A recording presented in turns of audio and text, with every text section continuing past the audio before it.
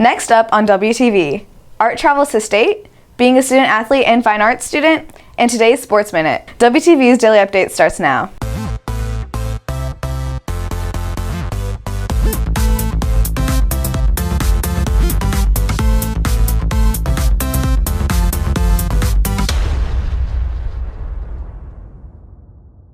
Today's WTV Daily Update is brought to you by Tumbleweed Textiles, helping Texans express their passion for Texas and its culture through unique fashion. See their latest t-shirts, hats, and more at tumbleweedtextiles.com. Good morning, Red Hawk Nation. Today is Monday, April 2nd, and I'm Divya Murali with another Daily Update brought to you by Tumbleweed Textiles. Swim, wrestling, debate, and many other teams qualified to go to state to compete for the ultimate title.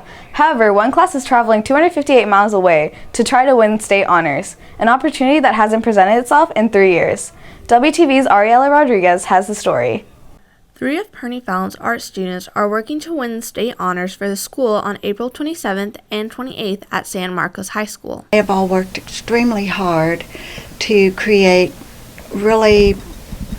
there's no such thing as perfection in art, but their works are really outstanding and superior. So I'm very proud of them that they were chosen to go to state, and I'm excited that we will all be going down to San Marcos at the end of April for the state-based event. The last time the visual art students qualified to go to the competition was in 2015.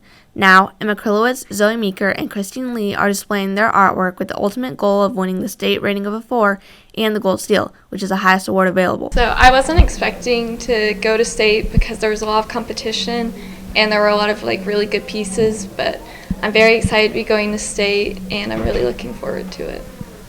The 3 girls, along with the art teachers, are traveling by bus with other FISD high school art students and teachers with hopes of bringing back a couple of medals. Reporting for WTV, this is Ariela Rodriguez. In addition to all the work athletes put in, some athletes double their work by being a part of fine arts classes. WTV's Riley Franksy has the story.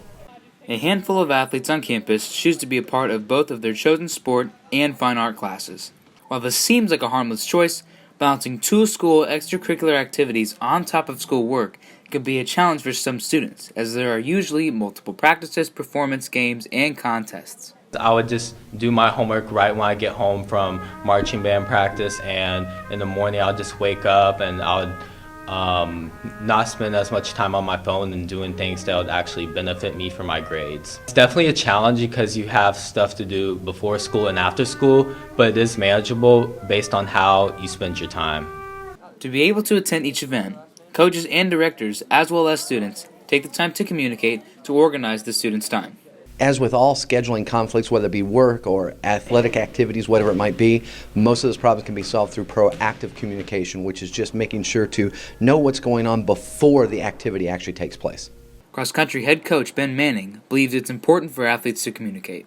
So as coaches, as athletes toggle, being in a sport or maybe being in another extracurricular activity, me personally, I try to put it on the athlete to balance his schedule, make sure he's coming to all the practices that are necessary, but also making all the, events outside of athletics that he needs to make it.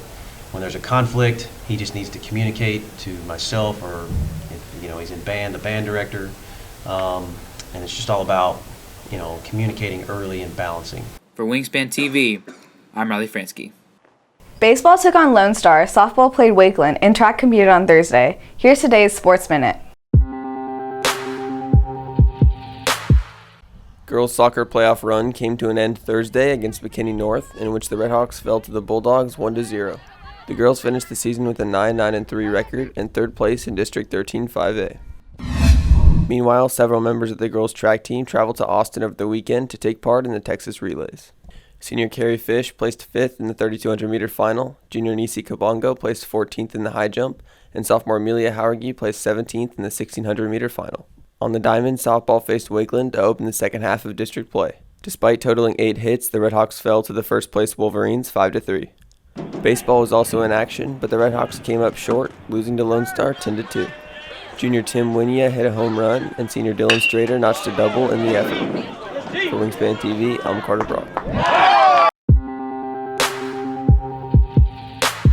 If you're looking for more from Wingspan, you can follow us at Liberty Wingspan on Twitter, Instagram, and Facebook, or visit our award-winning website, libertywingspan.com.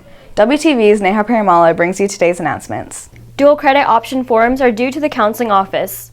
Baseball plays Independence tomorrow at home at 7:30.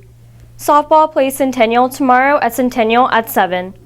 Track and field competes in District 13 5A meet on Friday at Memorial Stadium. Baseball plays Independence Friday at Independence at 7:30. Softball plays Lone Star Friday at home at 7. That's it for today's daily update. This has been Divya Murali for Wingspan TV.